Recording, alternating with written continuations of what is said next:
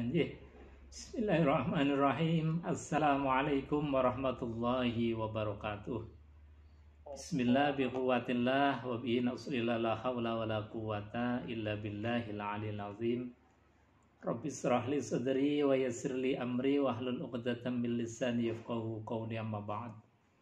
Qala Allah ta'ala fi kitabihil karim wa huwa asdaqul qailin. A'udzu billahi samil alim minasyaitonir rajim.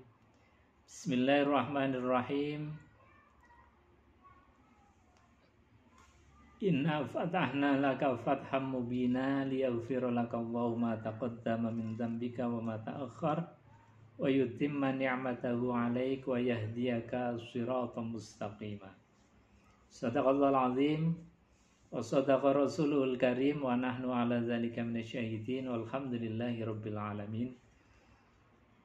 Yang saya hormati pembawa acara serta rekan-rekan ikhwan dan akhwat fillah yang hadir pada kesempatan pagi menjelang siang ini dari Pascasarjana Universitas Diponegoro. Alhamdulillah wa syukrulillah la ni'matillah.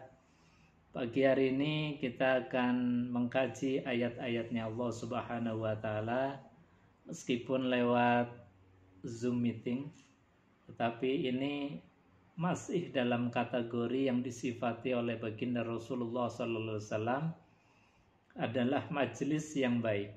Kata Nabi sallallahu alaihi wasallam, beliau bersabda, khairukum man ta'allamal Qur'an wa 'allamah. Jadi kata Nabi, majelis ini adalah majelis yang disifati oleh beliau khairukum, sebaik-baik kalian. Kenapa disifati sebaik-baik kalian? Paling tidak ada dua item, ada dua kompetensi yang sekarang ini ada di dalam majelis ini. Yang pertama adalah man ta'allamal Qur'an wa 'allamah, yaitu orang yang belajar Al-Quran, kemudian orang yang mengajarkan Al-Quran. Nah, ini ada kompetensi, ini ada di majelis kita. Kita belajar Al-Quran dan juga kita mengajarkan Al-Quranul Karim. Artinya bahwa meskipun kita tidak secara langsung face to face dalam satu majelis, tetapi kita masih dalam kerangka orang yang sedang belajar dan mempelajari Al-Quranul Karim. Maka tentu patut kita bersyukur biqauli alhamdulillahi rabbil alamin. Jamaah ikhwan dan akhwat fillah rahimakumullah, bahwasanya Al-Quranul Karim sebagai hudal lil muttaqin, juga hudal linnas, tentu membawa kabar, membawa guidance yang baik kepada kebahagiaan kita. Sa'idun fid dunya wa sa'idun fil akhirah, bahagia di dunia dan juga bahagia di akhirat. Oleh karenanya pagi ini kita akan mempelajari beberapa ayat di dalam surat Al-Fath yang menjadi tema pada kesempatan kajian pagi hari ini. Teman-teman yang dimuliakan Allah Subhanahu wa taala, Allah berfirman di dalam surat Al-Fath ini, a'udzubillahi samil alim minasyaitonir rajim. Bismillahirrahmanirrahim. Inna fatahna laka fatham mubina. Kata Allah Subhanahu wa taala, inna, sesungguhnya, fatahna, kami telah memberikan kemenangan, laka, kepada engkau Muhammad, fatham mubina, dengan kemenangan yang sangat nyata. Nah, ayat ini dipahami oleh para ulama ahli tafsir itu berkaitan dengan Sulhul Hudaybiyah atau dengan Fathu Makkah, atau juga bisa ditafsirkan bahwa ini berkaitan dengan Syahrul Ramadan.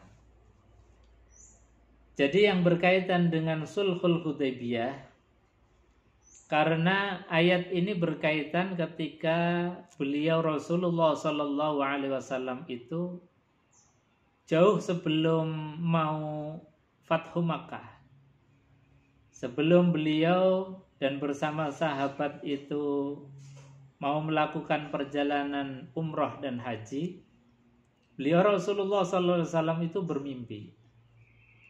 Jadi mimpi beliau itu beliau melaksanakan ibadah umrah dan tidak ada halangan suatu apapun sampai beliau kemudian tahallul. Artinya apa?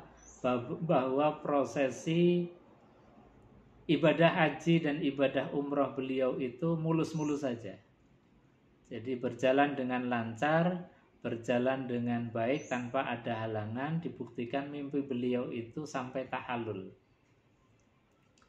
Kemudian beliau Rasulullah SAW itu menceritakan ini kepada para sahabat.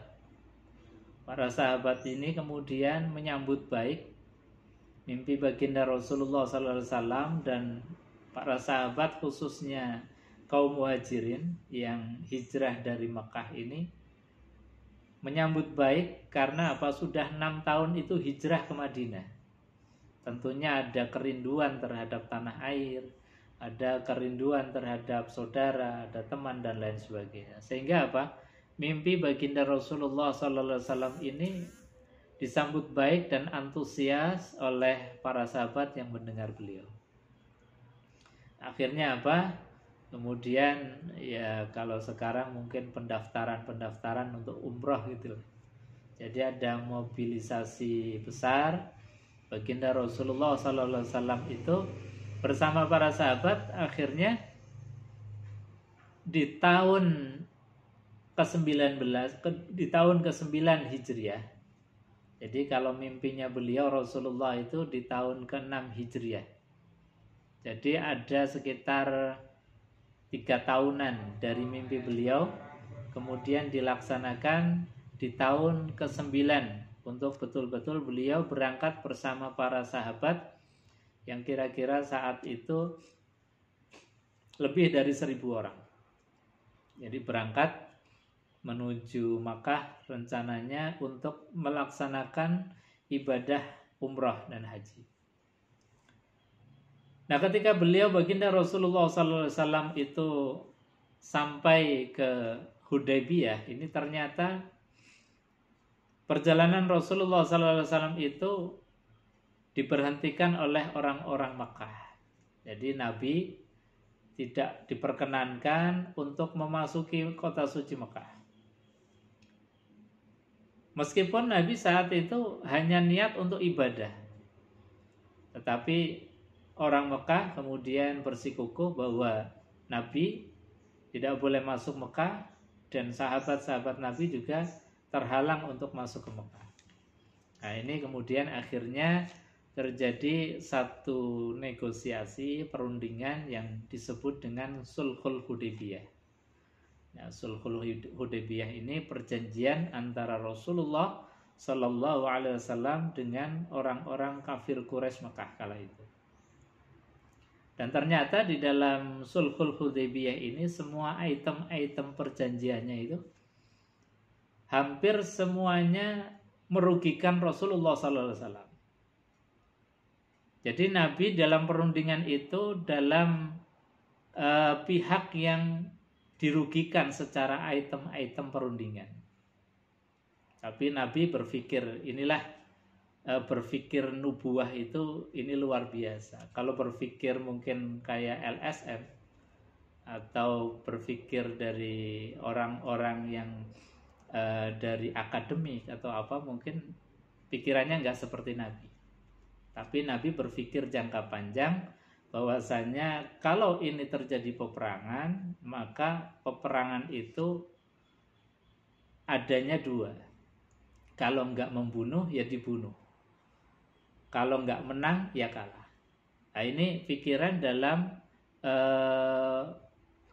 analogi atau pikiran dalam keadaan berperang. Tapi Nabi SAW memilih damai.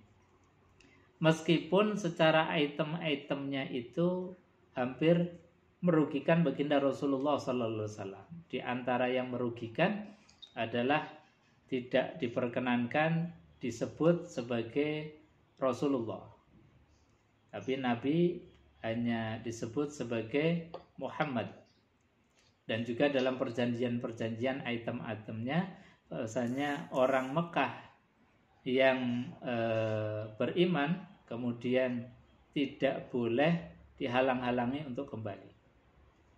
Nah, hampir semua perjanjian ini merugikan Rasulullah. Hanya satu yang Nabi SAW itu mengajukan dan diterima oleh orang-orang kafir Mekah, bahwasanya tidak boleh ada larangan membicarakan dan membahas tentang Islam. Nah, ini luar biasanya sifat nubuahnya Nabi. Jadi Islam ketika dibicarakan tidak boleh dihalang-halangi. Islam ketika didiskusikan tidak boleh dihalang-halangi. Tidak boleh ada pelarangan untuk membicarakan masalah Islam, masalah syariat, masalah Nabi Muhammad SAW. Dan ini menjadi kemenangan Rasulullah SAW sebetulnya. Karena apa? Kalau Islam itu kemudian didiskusikan dan Islam ini adalah dinul haq, agama yang benar, maka ja'al haqqu wa zahaqal batil. Ketika al-haq itu datang, pasti kebatilan itu dengan sendirinya akan tersingkir. Nah, ini logika nubuahnya Nabi. Nabi memilih berdamai meskipun semua item perundingan itu merugikan beliau, tetapi Islam dibolehkan untuk dibicarakan. Islam boleh untuk dibahas. Ini mungkin sebagai poin kita di dalam diskusi pagi hari ini, bahwasanya kalau dunia perang itu adanya menang dan kalah, tapi kalau dunia damai, dalam keadaan damai kita bisa berpikir, kita bisa mempelajari, mengendapkan pikiran dengan jernih. Akhirnya apa? Orang yang dalam keadaan damai, mengendapkan pikiran, mengendapkan pemahaman, maka pasti dia akan menemukan al-haq, kebenaran. Karena tidak mungkin Islam itu dapat dikalahkan kebenarannya. Nah, ini baginda Rasulullah SAW. Dan akhirnya Nabi dan para sahabat itu kembali ke Madinah karena perjanjiannya dibolehkan masuk ke kota suci Mekah itu tahun depan. Akhirnya Nabi Shallallahu Alaihi Wasallam itu kembali ke Mekah dan tahun depannya itu baru memasuki kota suci Makkah. Teman-teman, ikhwan dan akhwat fillah rahimakumullah, dalam perjalanan pulang inilah kemudian Nabi mendapatkan wahyu dari Allah Subhanahu wa taala surat Al-Fat ini. Inna fatahna laka fatham mubina liyaghfira lakallahu ma taqaddama min dzambika wa ma ta'akhkhar wa yutimma ni'matahu 'alaika wa yahdiyaka shiratan mustaqima. Ya, ketika ayat ini turun itu Nabi Shallallahu alaihi wasallam melihat sahabat Umar yang sejak perundingan Hudaybiyah itu sudah uring-uringan, karena beliau itu nggak suka kalau Nabi itu berdamai dengan orang-orang kafir. Karena andai kata Nabi itu tetap melanjutkan perjalanan dan berperang, itu gambarannya masih menang kaum muslimin. Bahkan sahabat Umar itu saking nggak senangnya bertanya kepada Nabi, apakah engkau masih seorang Nabi dan Rasul? Ini satu kalimat yang agak menohok. Karena apa? Saking mungkin jengkelnya sahabat Umar atau nggak terimanya atas perjanjian yang semua itemnya itu merugikan kaum muslimin. Selama perjalanan pulang ke Madinah pun demikian. Jadi sahabat Umar masih menunjukkan rasa tidak sukanya kepada Rasulullah. Nah, ketika ayat ini turun, Nabi tahu bahwa Umar itu agak jealous. Kemudian memanggil Umar, ya Umar, saya kasih tahu, kata baginda Rasulullah, saya barusan mendapatkan wahyu, yang wahyu ini saya lebih suka dibandingkan dengan dunia dan seisinya. Jadi nggak sembarang ini surat ini disifati Rasulullah, saya lebih suka ayat ini dibandingkan dengan dunia dan seisinya. Karena apa? Ayat ini membawa satu kabar gembira yang luar biasa bahwa nanti Nabi dan kaum muslimin akan diberikan kemenangan atas kota suci Mekah. Jadi Allah sampaikan, wahyukan kepada baginda Rasulullah, dan Rasulullah bacakan di hadapan Umar, inna fatahna laka fatham mubina. Sesungguhnya fatahna, kami Allah memberikan kemenangan laka kepada engkau wahai Muhammad, fatham mubina, yaitu kemenangan kemerdekaan yang sangat jelas. Kalau kita lihat kalimat gramatika dari ayat ini, itu sepertinya kemenangan itu sudah terjadi karena menggunakan fi'il madhi. Fi'il madhi itu kalimat atau kata dengan menunjukkan arti lampau atau sudah terjadi. Padahal Fathum Mekah itu belum terjadi, baru 1 tahun ke depan.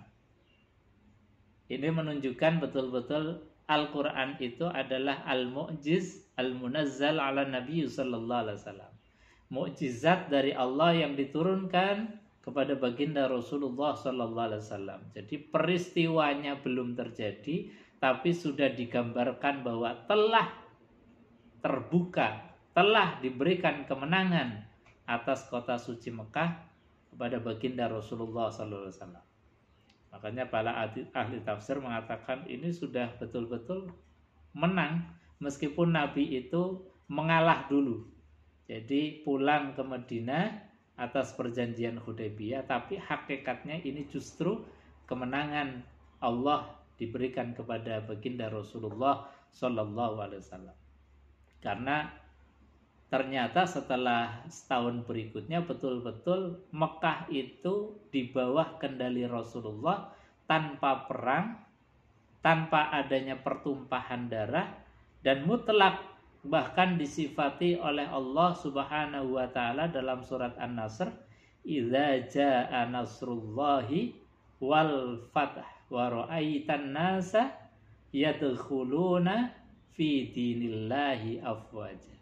Jadi waro'aita, dan kami melihat ketika Fathu Mekah itu, an-nasa, manusia itu, yadkhuluna, masuk, fi dinillah, ke dalam agamanya Allah, yaitu agama Islam, afwaja, dengan berbondong-bondong, tanpa paksaan, tanpa kekerasan, tanpa adanya pertumpahan darah. Orang-orang Mekah itu kemudian beralih agama, beralih akidahnya dari memusuhi Rasulullah, dari kemusyrikan menyembah berhala, kemudian mengikuti ajaran baginda Rasulullah Sallallahu Alaihi Wasallam. Nah, ini yang disebut sebagai Fatham Mubina. Jadi kemenangan yang sungguh amat sangat nyata. Meskipun tadi Nabi dengan berpikir nubuahnya itu ngalah dulu. Jadi ngalah sebagai bentuk strategi, ngalah belum tentu kalah. Justru strategi yang disampaikan dan diambil oleh Rasulullah ini adalah strategi yang paling sempurna, tanpa pertumpahan darah, tetapi orang-orang Mekah wara'aitan nasa yadkhuluna fi dinillahi afwaja, masuk Islam dengan berbondong-bondong. Jadi bukan hanya 1-2, bukan hanya keluarganya Rasulullah, tapi disifati afwaja, berbondong-bondong, bersuku-suku. Suku-suku itu masuk Islam tanpa adanya paksaan. Teman-teman ikhwan dan akhwat fillah rahimakumullah. Jadi ketika ayat ini turun, Nabi sangat gembira sekali. Bahkan disampaikan bahwa saya mendapatkan ayat ini lebih gembira dibandingkan dengan dikasih dunia dan seisinya. Dan untuk apa Nabi Shallallahu Alaihi Wasallam diberikan kemenangan? Ini nanti kemudian dibahas di ayat selanjutnya. Ini yang pertama, ayat ini berkaitan dengan Fathu Makkah tadi. Kalau ayat ini kemudian ditafsirkan dengan Syahrul Ramadan atau kemenangan di bulan suci Ramadan. Karena Nabi SAW pernah dalam satu kesempatan ketika habis perang Badar. Yang perang Badar itu kita tahu bahwa kaum muslimin itu dalam keterbatasan yang sangat. Keterbatasan personil, keterbatasan alat perang, keterbatasan logistik perang. Personilnya saja hanya 300 sekian orang. Padahal musuh itu lebih dari 1000. Artinya apa? Secara personil itu 1:3 atau banding 4. Secara individu personil. Secara alat perang, dalam hadis disebutkan satu pedang itu digunakan bergantian untuk 10 orang. Coba bayangkan. Perang, pedangnya gantian. Jadi pedang satu dipakai bergantian untuk 10 orang. Melawan musuh yang 3 atau 4 kali lipat dengan peralatan perang yang sempurna. Peralatan perang yang disiapkan dengan sungguh-sungguh. Belum lagi logistik perang yang seadanya juga. Jadi logistik perang itu digambarkan di dalam hadis Rasulullah SAW. Nabi SAW itu memerintahkan kepada para sahabat yang punya memberikan andil terhadap hartanya, seperti Abu Bakar As-Siddiq itu hartanya disumbangkan kepada Rasulullah SAW untuk peralatan perang. Tetapi yang miskin pun tidak menjadi beban negara. Mereka yang miskin itu dalam persiapan perang ada yang hanya membawa 1 genggam kurma. 1 genggam kurma itu untuk persiapan perang. Coba bayangkan. Ini artinya apa? Bahwa didikan Rasulullah SAW meskipun dalam keadaan miskin harusnya tidak menjadi beban negara. Jadi makan harus kita bawa sendiri. Meskipun dalam keadaan yang sangat keterbatasan makanan, tapi dengan membawa makanan sendiri artinya tidak menjadi beban orang lain. Misalnya tadi sahabat Abu Bakar itu memberikan hartanya kepada Rasulullah, ya fokus untuk peralatan perang, tidak untuk membiayai makan dari prajurit atau dari kita-kita. Karena apa? Karena masing-masing kita itu membawa logistiknya masing-masing meskipun dalam keterbatasan. Dan saking terbatasnya itu dalam hadis disampaikan 1 kurma itu bisa bergantian mengecap. Kalau sudah rasa manis itu dirasakan dan bisa menguatkan tubuh, itu diberikan kepada temannya yang lain. Jadi kita bisa membayangkan 1 kurma itu hanya dihisap. Jadi seperti permen dimut, kalau sudah rasa manis bisa mengenyangkan, bisa memberikan kekuatan, dikasihkan temannya untuk bisa memberikan kekuatan fisik pada temannya. Ini kan sungguh sudah luar biasa sekali pengorbanan dari para prajurit sahabatnya baginda Rasulullah Shallallahu Alaihi Wasallam. Nah, dalam keadaan itu alhamdulillah kemenangan diberikan kepada kaum muslimin. Sehingga apa? Ketika masuk Ramadan dan mau Id, itu para sahabat luar biasa bergembira. Saking gembiranya kemudian mengucapkan kalimat takbir yang heroik sekali, yang sangat luar biasa dan heroik. Tetapi Nabi SAW ketika lepas keluar dari memenangkan perang Badar, beliau mengatakan bahwasanya kita baru saja keluar dari peperangan kecil, menuju kepada jihadul akbar, peperangan yang besar. Para sahabat ini bingung bertanya, ini saja sudah luar biasa heroiknya, tentara yang gak imbang, peralatan yang gak imbang, logistik yang gak imbang, itu dikatakan sebagai perang kecil. Dan akan menemui dengan perang yang lebih besar, lebih dahsyat. Maka para sahabat itu kemudian bertanya, wahai Rasulullah, apa yang dimaksud dengan jihadul akbar, peperangan yang besar? Maka dijawab oleh Rasulullah SAW, peperangan yang besar adalah jihadun nafs. Jadi perang melawan hawa nafsu. Dan inilah Ramadan. Ramadan kita dididik untuk memerangi hawa nafsu kita, memerangi dari keinginan-keinginan buruk kita, untuk dijaga, dimanage supaya apa? Kita keluar menjadi pemenang. Karenanya ketika kita keluar Ramadan, itu seperti yang disampaikan oleh Nabi, kawaladathu ummuh, seperti bayi yang baru dilahirkan, yang tidak punya noda dan dosa, berarti kita adalah orang-orang yang diberikan fatham mubina, kemenangan yang amat sangat besar.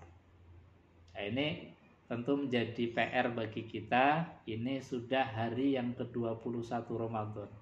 Kira-kira gambaran kita Ramadan ini menang atau kalah? Sama musuh kita ini, sama hawa nafsu kita, apakah bisa mengendalikan? Apakah kita jadi the winner atau kita jadi the loser? Kita jadi pemenang atau jadi pecundang? Nah, ini kita bisa mengukur kira-kira 21 hari ini, sudahkah kita memiliki kompetensi sebagai the winner? Kira-kira sampai tanggal 21 ini ada nggak ciri kemenangan dari kita? Nah, kalau kita rasanya menjadi pemenang, maka bersyukurlah karena kita diberikan oleh Allah fatham mubina, kemenangan yang besar. Jadi tafsir di dalam ayat ini tadi, kalau secara riwayat, ayat surat ini turun berkaitan dengan sulhul Hudaybiyah, tapi dalam pemahaman yang lain bahwa ini juga bisa berkaitan dengan syahrul Ramadan, karena di bulan Ramadan ini ada jihadul akbar, ada pertempuran yang besar, yaitu pertempuran melawan hawa nafsu diri kita sendiri. Kalau menang, berarti kita seperti yang disampaikan di dalam ayat inna fatahna laka fatham mubina. Teman-teman ikhwan dan akhwat fillah rahimakumullah, mungkin nanti bisa kita diskusi, bisa sharing tentang pemahaman ayat-ayat ini. Jadi ayat ini sifatnya atau kalimatnya adalah kalimat khobariyah. Tetapi para ulama seperti Imam Izzuddin itu memberikan pelajaran kepada kita. Tidak selamanya atau ayat-ayat yang sifatnya khobariyah itu juga mengandung ayat-ayat atau mengandung amr atau perintah. Jadi meskipun ini adalah ayat khobariyah yang hanya menceritakan atau mengabarkan bahwa Allah telah memberikan kemenangan yang besar, ini kan kabar saja atau berita saja. Maka menurut Imam Izzuddin, kalimat atau ayat yang khobariyah saja itu ada amrnya. Amrnya apa? Ya kita disuruh untuk menjadi the winner dalam segala hal. Jadi kalau teman-teman yang kuliah, ini kan pasti sudah mengeliminir teman-teman yang masuk dulu. Jadi sudah berkompetisi. Kompetisi kita kan sejak dari zaman kita itu menjadi zigot. Jadi ketika kita masih dalam dunia embrio, dalam dunia kita masih jadi air mani, itu sudah berkompetisi itu. Kompetisi dari sekian ribu itu yang jadi kita. Yang menempel menjadi alaqah, kemudian sampai wa nafakha fihi ruh, ditiupkan ruh oleh Allah, kemudian dilahirkan, ini kita jadi the winner. Maka supaya kita tetap mempertahankan kemenangan kita, ya tadi kita harus mengikuti alur yang disampaikan oleh Allah Subhanahu wa taala supaya menjadi pemenang terus. Jadi bahwasanya kita ini perintah dalam ayat ini adalah kita supaya terus-menerus menjadi pemenang. Fatham mubina. Nah, untuk apa Allah memberikan kemenangan kepada kita? Dijelaskan di dalam ayat berikutnya, Allah sampaikan liyaghfira lakallahu ma taqaddama min dzambika wa ma ta'akhkhar. Liyaghfira laka, agar Allah mengampuni, memberikan maghfirah laka kepada engkau, ma taqaddama min dzambika wa ma ta'akhkhar, dosa yang lalu maupun dosa yang akan datang. Karena dengan kita merdeka, dengan kita jadi pemenang, itu mudah Allah memberikan maaf. Artinya apa? Bahwa kita itu sudah kompetisinya sudah jadi pemenang. Karenanya Allah kemudian memberikan maaf atas segala proses kehidupan kita. Karena kita selaku manusia pasti tidak akan luput dari salah, dari khilaf, dari dosa, dari maksiat. Setiap etapa kehidupan kita adanya itu. Maka ketika kita jadi the winner, itu ada potensi Allah memberikan maaf kepada kita yang besar. Yang kedua, bahwasanya tujuan Allah memberikan kita kemenangan. Seperti tadi, Allah yang pertama memberikan maghfirah. Nah, dalam konteks Ramadan ini tentu sangat jelas itu. Dalam sebuah hadis Rasulullah SAW beliau bersabda, man shoma Ramadanan imanan wahtisaban ghufira lahu ma taqaddama min dzambi. Dalam hadis yang lain, man qama Ramadanan imanan wahtisaban ghufira lahu ma taqaddama min dzambi. Orang yang siangnya puasa, kemudian malamnya qiyamul lail, yang dilandasi karena iman dan ikhlas, itu ghufira lahu ma taqaddama min dzambi, akan diampuni dosanya baik yang lalu maupun yang akan datang. Ini persis seperti ayat yang tadi, liyaghfira lakallahu ma taqaddama min dzambika wa ma ta'akhkhar. Yang kedua, tujuan Allah memberikan satu kemenangan, the winner kepada kita, itu wa yutimma ni'matahu 'alaik, agar Allah menyempurnakan nikmatnya kepada kita. Jadi merdeka itu butuh dipertahankan. Karena apa?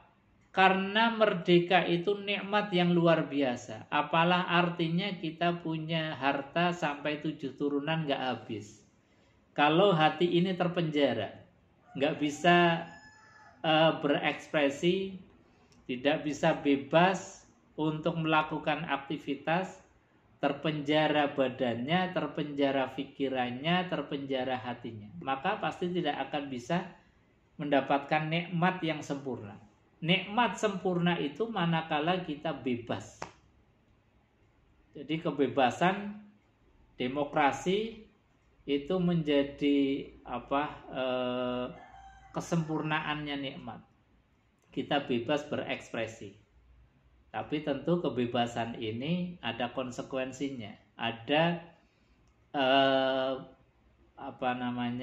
ukuran-ukurannya, ada batasan-batasannya. Karena apa? Kebebasan yang kita lakukan juga ada atau dibatasi dengan ekspresi kebebasannya orang lain. Nah, inilah demokrasi di dalam Islam itu ada batasan-batasannya. Ada hak dan kewajiban, meskipun kita diberikan oleh Allah kebebasan, tetapi kebebasan itu terbatasi oleh kebebasannya orang lain. Sehingga misalnya kita itu punya tanah sendiri, ya tidak bisa kita bikin misalnya toilet sembarangan tempat. Toilet misalnya dengan kaca yang terbuka misalnya, kelihatan banyak orang, itu kan kebebasan tetapi terbatasi oleh kebebasannya orang lain. Jadi kebebasan di dalam Islam pasti ada hak dan kewajiban yang harus kita pahami, bahwa kebebasan kita ada juga kebebasannya orang lain. Ada hak kita, ada haknya juga orang lain. Maka ketika kita pahami bahwa ketika kita merdeka diberikan oleh Allah fatham mubina, itu adalah bentuk kesempurnaan nikmat yang Allah berikan. Jadi kalau kita sukses dalam Ramadan, itu nikmat yang sempurna. Kalau kita khususnya dalam konteks Indonesia kita diberikan kemerdekaan, maka kemerdekaan ini patut kita jaga, kita lestarikan, supaya apa? Supaya anak dan cucu kita pun mengalami atau menikmati dari kemerdekaan. Ini tugas kita. Jadi amr dalam ayat ini adalah menjaga dari kemerdekaan. Jadi sekali lagi bahwa ayat ini memang sifatnya bentuknya khobar, berita, tapi ada amr juga, ada perintah. Perintahnya apa? Ketika kita diberikan oleh Allah kemerdekaan, wajib hukumnya untuk menjaga kemerdekaan yang telah Allah berikan. Karena apa? Itu adalah kesempurnaan dari nikmat. Wa yahdiyaka siratan mustaqima. Dan tujuan Allah memberikan kemerdekaan yang ketiga adalah wa yahdiyaka, agar Allah memberikan hidayah, petunjuk, siratan mustaqima, kepada jalan yang lurus. Karena dengan merdeka itu gampang saja. Kita ngaji ya gampang, kita kuliah ya gampang, kita ibadah ya gampang. Coba kita bayangkan, andai kata dalam kehidupan kita ini chaos, perang, yang perang itu logikanya tadi hanya menang kalah. Kalau nggak menang ya kalah, hanya kalau nggak membunuh ya dibunuh. Tapi kalau dalam keadaan damai, itu kita bisa belajar, kemudian mengendapkan pikiran, berdiskusi mana yang benar, mana yang salah. Dan Islam itu nggak khawatir kalau didiskusikan, kalau didialogkan. Karena apa? Karena rumusnya Islam itu ja'al haq wa zahaqal batil. Kalau al-haq ini datang, pasti kebatilan itu akan hilang dengan sendirinya. Asal kita bisa membawa al-haq ini dengan yang baik. Jadi membawa hak itu juga dengan harus cara-cara yang hak. Makanya SOP-nya Allah juga sampaikan.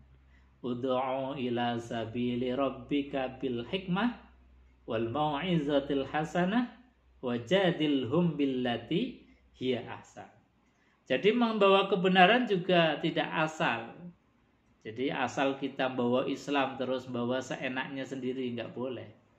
Islam meskipun itu betul-betul al-haq dari Allah, harus dijaga dengan kebaikan. Kata Allah dalam Al-Quran, ud'u ila sabili rabbika, ajaklah olehmu sekalian kepada jalan Tuhanmu. Dengan cara apa? Bil hikmah, dengan cara hikmah. Ini cara tertinggi, cara yang paling ideal. Sebagaimana baginda Rasulullah Sallallahu Alaihi Wasallam, Fathu Mekah itu cara yang ideal, tanpa pertumpahan darah, tetapi mereka masuk Islam, wa ra'aitan nasa yadkhuluna fi dinillahi afwaja. Itu sempurna. Bil hikmah, dengan ilmu, dengan logika berpikir yang benar, tidak dengan hawa nafsu.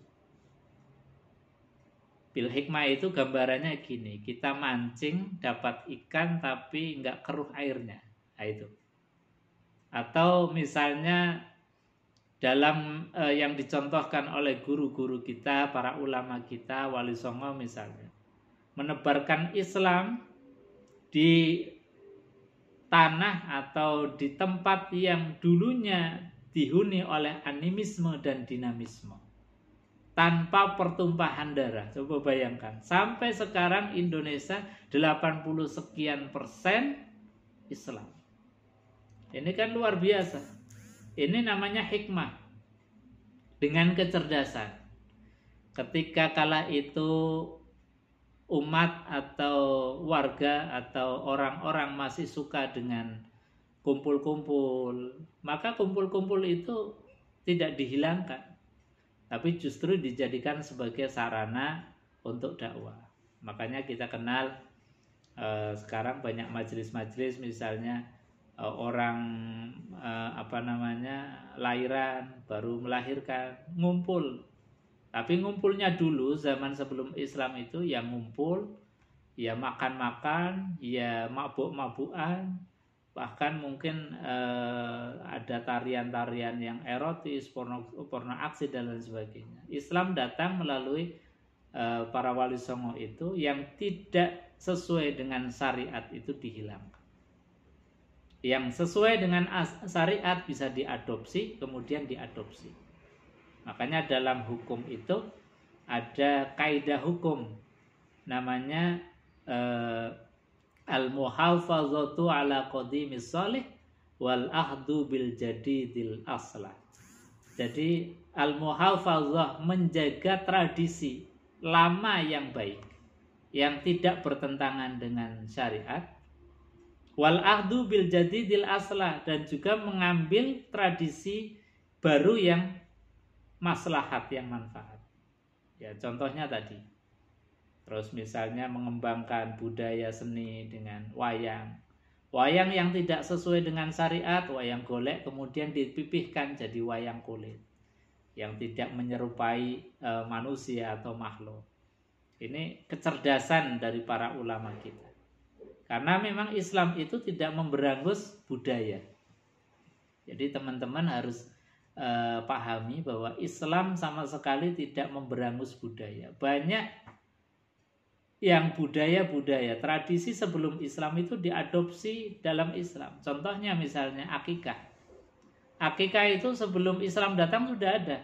Yang menyembelih hewan, kemudian dagingnya itu dimasak dan dibagi-bagikan. Cuman dulu itu ketika menyembelih, darahnya dikumpulkan dan dioles-oleskan ke bayinya.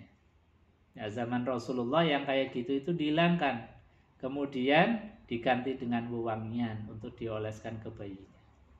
Ini tentang tradisi yang diadopsi, dan banyak sekali. Tradisi rancang bangun misalnya. Membangun sebuah bangunan, itu kita kenal misalnya masjid. Masjid kan ada menaranya. Menara itu sebetulnya bukan tradisi Islam. Jadi teman-teman harus pahami, menara itu adalah tradisi orang-orang Majusi. Jadi orang Majusi Persia itu menyembahnya api. Api dalam bahasa Arab itu narun. Tempat menyimpan api namanya mannarun, atau sering dikenal dengan menara. Zaman Nabi itu menara itu tetap dipakai. Apinya dihilangkan, menaranya dipakai untuk Bilal suruh azan di menara, di tempat yang tinggi. Jadi yang tidak sesuai dengan syariat itu yang dihilangkan, yang tidak melanggar syariat itu bisa dilanggengkan, bahkan menjadi simbol Islam, simbol masjid. Nah, kita kan kalau melihat atau nyari masjid, oh itu ada menara, berarti dia masjid. Gampang. Karena apa? Karena kita sudah dari kecil kalau masjid itu biasanya ada menaranya.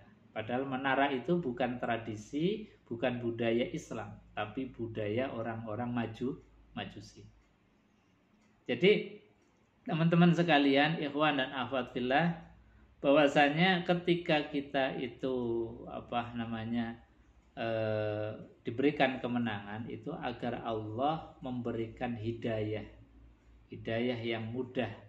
Karena dengan tenang, dengan damai, kita gampang untuk mempelajari, gampang untuk belajar. Setelah belajar, mengendapkan pikiran. Kalau sudah pikiran diendapkan, ada diskusi, ada dialog terus-menerus, pasti yang menang adalah dinul Islam. Pasti yang menang adalah al-haq. Karena sudah ini jadi rumus pasti, wajah al-haq wa zahaqal batil. Ketika al-haq itu datang, pasti akan menang dan kebatilan pasti dengan sendirinya akan sirna. Makanya kita bawa al-haq ini dengan cara-cara yang diajarkan oleh Rasulullah dan diajarkan oleh Quran. Satu tadi, caranya dengan hikmah, dengan bijaksana, tanpa adanya paksaan. Karena Islam itu nggak memperbolehkan memaksa-maksa dalam akidah. Qur'annya jelas, la ikraha fiddin qad tabayyana ar-rusydu minal ghayy. Jadi la ikraha fiddin, tidak ada paksaan di dalam agama. Agama itu harus kerelaan, harus betul-betul hidayah, pemahaman yang diendapkan menjadi petunjuk dari Allah Subhanahu wa taala. Ini yang pertama, dalam membawa Islam harus dengan bil hikmah. Yang kedua, wal mau'izatil hasanah, dengan nasihat, dengan ucapan yang baik. Jadi bagaimana mungkin kita akan mempromosikan Islam, mengajak orang lain untuk masuk Islam, kalau lisan kita ini bukan lisan yang mau'izah hasanah, bukan Islam yang sejuk, bukan Islam yang membawa rahmat, tapi kadang-kadang munculnya membuli, mencaci, padahal itu sama sekali bukan akhlaknya Rasulullah SAW. Jadi ini yang harus dipahami teman-teman, bahwa membawa hak kebenaran harus bil hak, dengan hak. Hak ya tadi. Kita sampaikan dengan hikmah, dengan mau'izatil hasanah, ucapan yang baik. Bahkan ucapan yang baik itu menjadi barometer kita, barometer orang yang beriman. Kata baginda Rasulullah sallallahu alaihi wasallam, "Man kana yu'minu billahi wal yaumil akhir falyakul khairan aw liyasmut."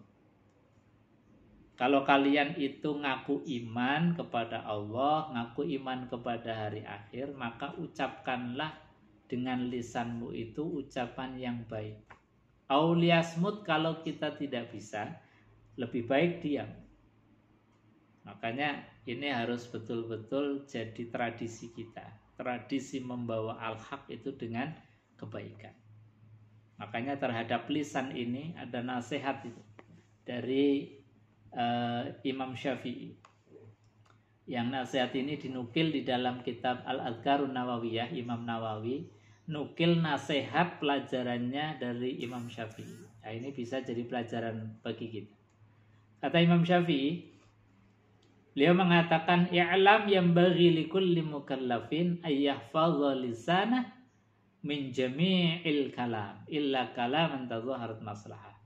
Jadi i'lam, kata Imam Syafi'i, ketahuilah, yang bagi likulli mukallafin, wajib bagi orang mukallaf.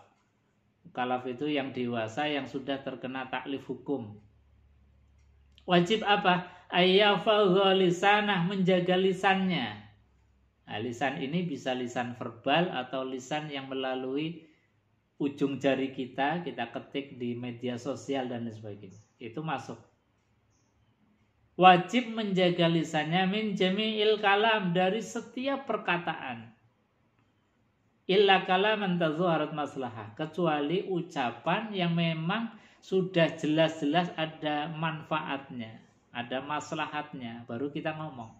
Jadi kalau kita mau ngomong itu mikir dulu, ini manfaat enggak ya? Kalau manfaat ya kita ngomong. Kalau enggak manfaat lebih baik diam. Karena ini barometer iman. Jadi jangan ngaku kita iman, jangan ngaku-ngaku tok, tapi ketika diukur, ketika ditimbang, sama sekali enggak ada ukurannya, enggak ada kompetensinya. Kompetensinya tadi, lisan jadi kompetensi iman, ngomong yang baik, kalau enggak baik diam. Bahkan Imam Syafi'i mengatakan, andai kata sama, idzastawa, andai kata sama antara yang kita ucapkan, yang kita sampaikan itu baik dan buruknya imbang. Jadi kalau kita udah pikir, ya memang omongan saya ada baiknya, tapi ada buruknya. Jika ditimbang sama, fasunnatuhul imsak, maka masih lebih baik untuk diam. Nah, ini ajaran yang disampaikan oleh Imam Syafi'i. Jadi nasihatnya luar biasa. Nah, kita di zaman kita ini kan kadang-kadang nggak cuma ngomong secara verbal, tapi ngomong yang di media sosial lewat ujung-ujung jari kita ini bisa lebih dahsyat dari sekedar omongan yang verbal. Bahkan bisa merubah satu keadaan. Misalnya Arab Spring itu kan dimulai dari omongan, dari bahasa lisan, dari bahasa, kemudian menyebar viral dan sebagainya, bisa merubah dan menjadi Arab Spring. Makanya ini yang harus betul-betul kita selaku orang yang beriman hati-hati. Dan ini sudah diperingatkan oleh Allah. Ketika Allah itu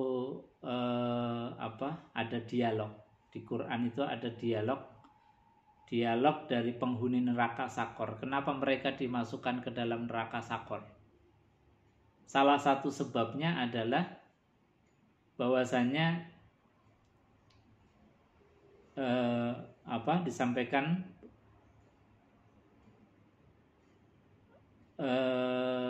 di dalam ayat itu bahwasanya kami ketika di dunia, kata penghuni neraka Sakor,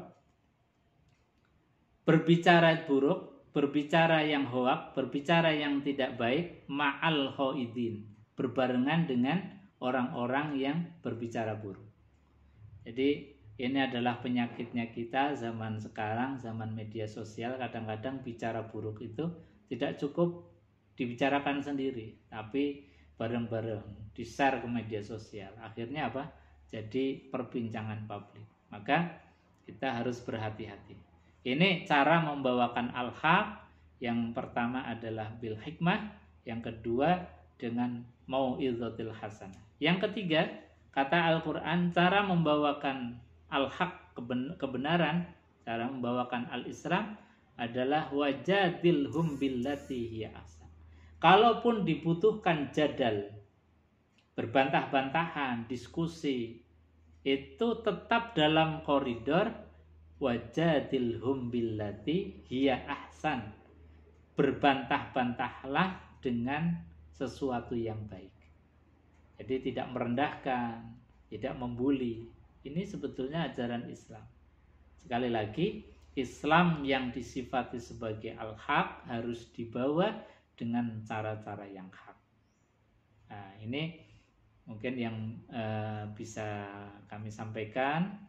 Untuk selanjutnya barangkali ada diskusi atau tanya jawab, monggo disilahkan. Kami kembalikan ke pembawa acara.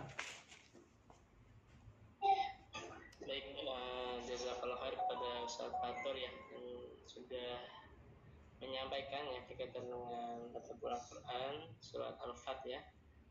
Tadi beliau menjelaskan banyak hal itu ya, coba menyampaikan banyak hal, dan barangkali yang bisa coba sama-sama menjadi catatan barangkali bagi kita begitu ya, bagaimana kemudian Allah Subhanahu wa taala memberikan sebuah kemenangan ya saat itu ya bagi Rasulullah SAW ya, terkhusus ketika perjanjian Hudaybiyah sampai kemudian Fathul Makkah ya, dan kemudian di bulan Ramadan ini seperti apa tadi Ustaz Fatur sampaikan begitu ya, bahwasanya kita sedang berperang juga begitu ya, dengan melawan hawa nafsu gitu ya, dan beberapa sebab ya kemudian yang Allah Subhanahu wa taala sampaikan di dalam surah Al-Fat juga setelah ayat 1 itu ya, apa kemudian yang menjadikan ataupun untuk apa kemenangan itu diberikan itu ya, ada 3 itu ya.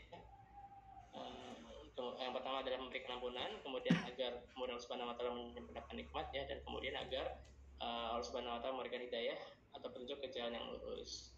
Dan tadi juga sampaikan bagaimana kita ya harusnya kemudian menyebarkan Islam begitu ya, nilai Islam ataupun Islam itu sendiri dengan 3 hal ya, bagaimana dengan hikmah ya, kemudian dengan bawa hasanah, dan yang ketiga adalah ketika pun kita terpaksa untuk berbantah-bantahan, maka kita berbantah-bantahan dalam hal sesuatu yang baik gitu ya, sehingga kemudian tidak merusak ya berkaitan dengan nilai Islam itu sendiri. Baik, mungkin dari teman-teman semua ada yang mau ditanyakan ataupun diskusikan berkaitan dengan apa yang disampaikan oleh Ustadz Fatur ya tadi ya, dipersilakan. Boleh lewat chat atau lewat raise hand, atau mungkin bisa berbicara secara langsung gitu ya. Monggo.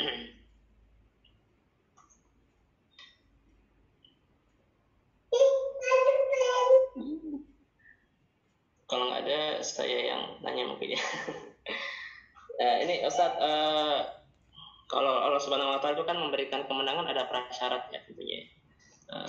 Prasyarat yang harus dipenuhi ya.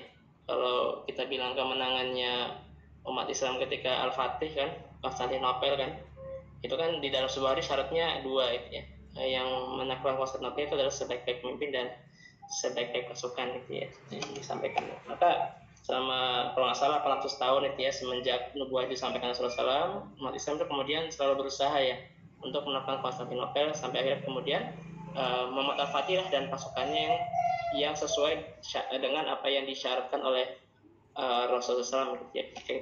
Ketika kemudian umat Islam itu ingin menaklukkan Konstantinopel. Nah mungkin di masa saat ini ya, kemudian Ramadan khususnya gitu ya,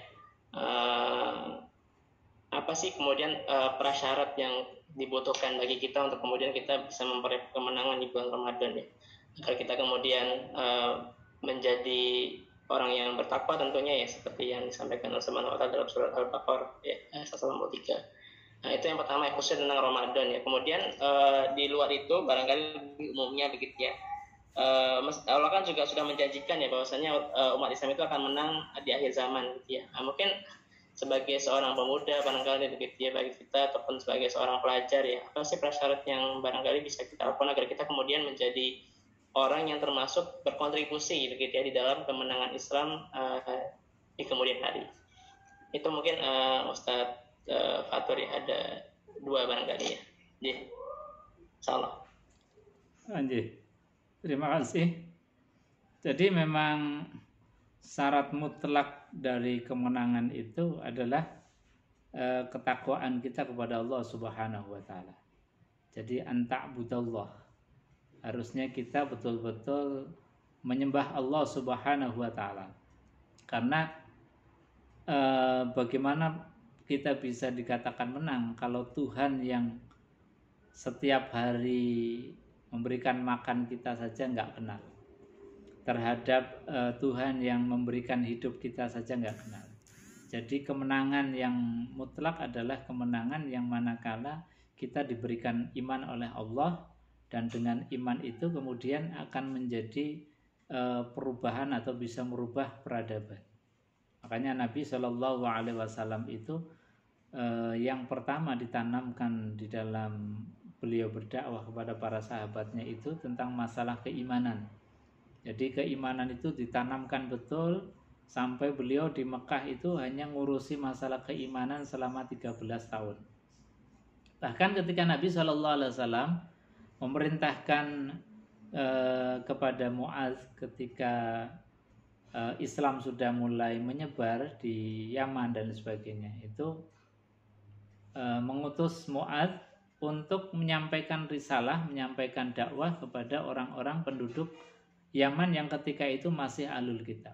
Dalam hadis itu ada di dalam kitab Bulughul Maram juga disebutkan ini tahapan-tahapan. Kata Nabi, ya Mu'adz, wahai Mu'adz, ketika kamu bertemu dengan ahlul kitab, maka ajarkanlah dulu atau kenalkanlah dulu dengan Allah Subhanahu wa Ta'ala. Dan ini kewajiban pertama manusia. Kewajiban pertama manusia adalah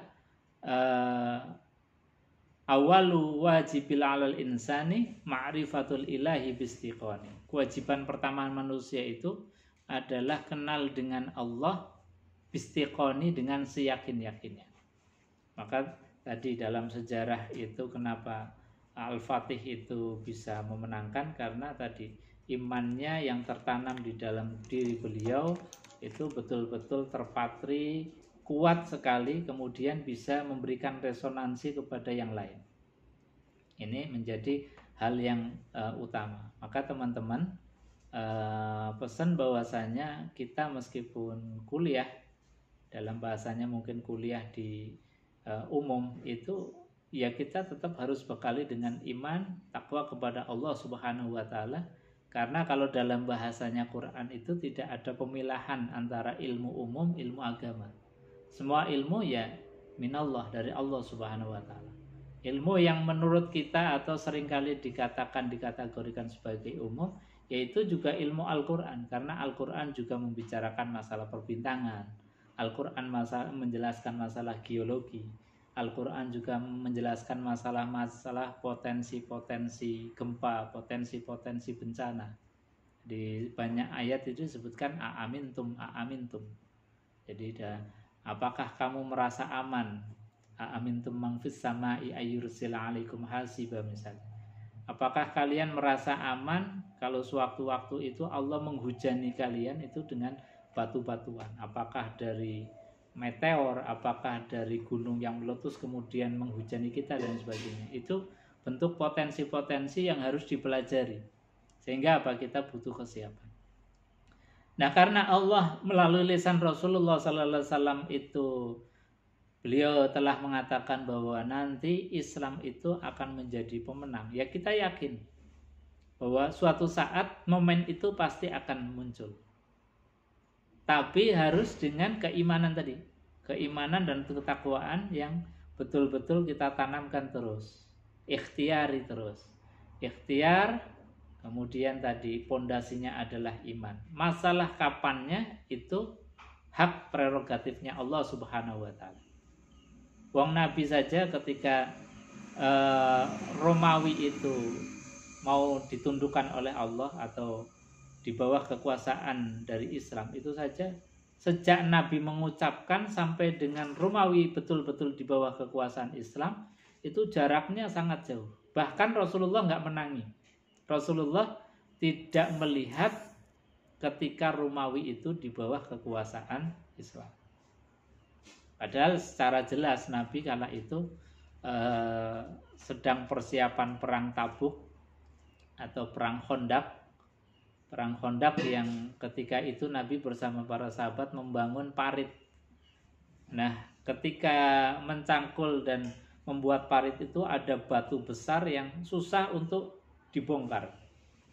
Kemudian Nabi Shallallahu Alaihi Wasallam itu minta alat pemecah batu kepada sahabat dan diberikan kepada Rasulullah. Ketika Rasulullah memecah batu itu terjadi percikan api yang luar biasa yang Nabi itu ya dengan bahasa guyon tapi serius, bahasa serius tapi guyon. Beliau mengatakan bahwasanya percikan api ini sinarnya sampai ke Romawi.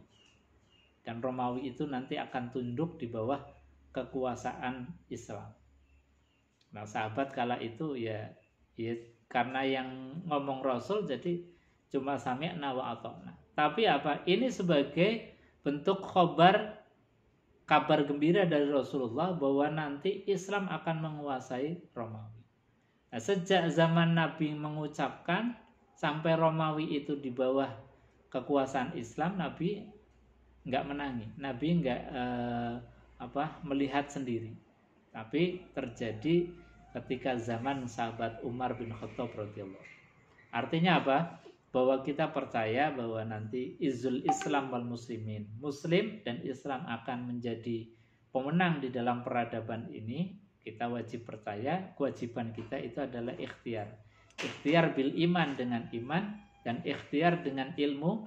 Kita terus menggali ilmu potensi kita dan menjaga akidah-akidah kita.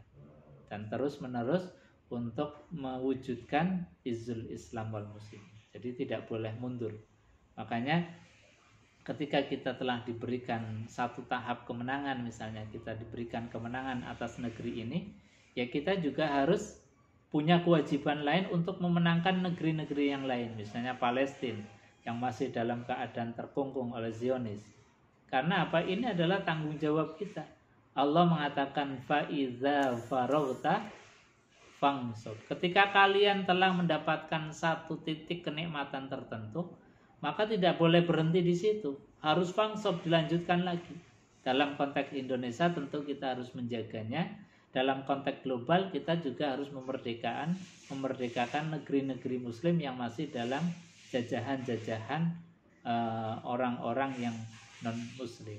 Jadi ini ada kewajiban kolektif kita, ada kewajiban kita yang diwajibkan, yang disampaikan di dalam Al-Quranul Karim. Saya kira itu. Baik, jazakallah khair pada Ustaz Fatur ya atas jawaban yang sudah diberikan. Ada yang ingin bertanya dari teman-teman semua? Jika tidak, mungkin ada closing statement barangkali dari Ustaz Fatur berkaitan dengan materi ini, atau mungkin pesan juga buat kami ya selaku mahasiswa ya. Kemudian kita bisa lebih menjadi generasi yang kemudian mencintai Al-Quran gitu ya. Enggak, ada tidak? Kalau tidak ada, oh ya, baik. Sepertinya nggak ada Ustaz. Mungkin ada closing statement barangkali dari Ustaz Fatur. Ya, Fatur Ustaz. Iya, terima kasih.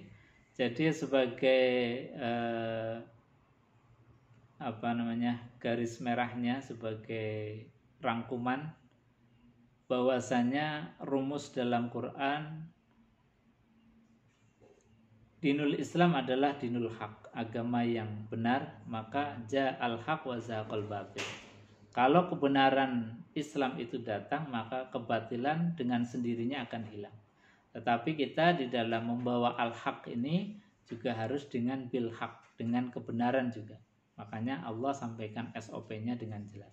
Bil hikmah wal mau'izatil hasanah wajadilhum billati hiya ahsan.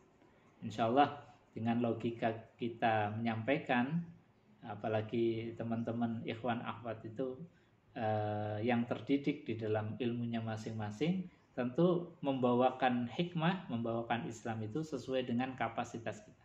Insya Allah kita akan menemui izzul Islam wal muslimin. Terima kasih. Baik, jazakallah khair pada Ustaz Fatur yang sudah sharing ataupun berbagi dengan kita pada pagi hari ini sampai menjelang siang ini ya. Semoga apa yang kemudian disampaikan oleh Ustaz Fatur bisa menjadi catatan penting buat kita, dan tidak hanya menjadi sebuah catatan begitu ya, tapi juga menjadi sebuah amal ya. Seperti yang kemudian juga mungkin teman-teman sering mendengar begitu ya, apa